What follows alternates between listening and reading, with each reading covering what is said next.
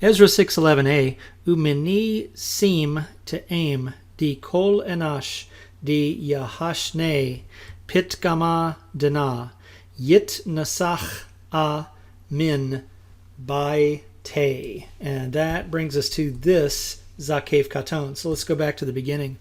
Here we have a conjunction and then an expression coming up to segulta that we've seen many times before. So it's, and from me is set, or is put, a decree.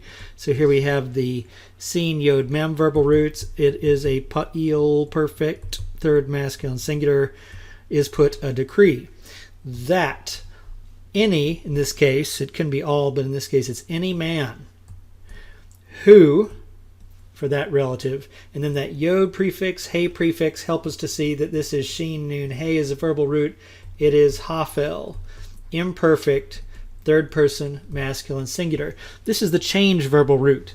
And the change verbal root actually shows up in the G, the D, and the C stems, and the TD, both in hit, pa'al, and the it, pa'al, throughout the corpus of biblical Aramaic. The thing is, though, it's actually kind of difficult to figure out what the meaning is of all of these different verbal roots when they're considered in distinction.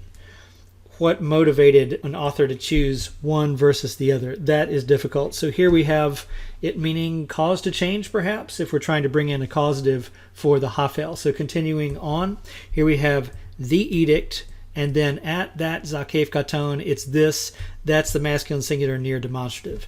Next up, we have the yit prefix with noon, samic, chet.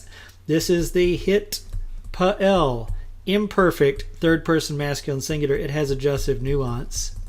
Let it be pulled out, the wood. So normally this is viewed as some kind of beam, some kind of key beam, from his house, third person masculine singular. So all together, and from me is put a decree. I set a decree that any man who changes this edict, let wood be pulled out from his house.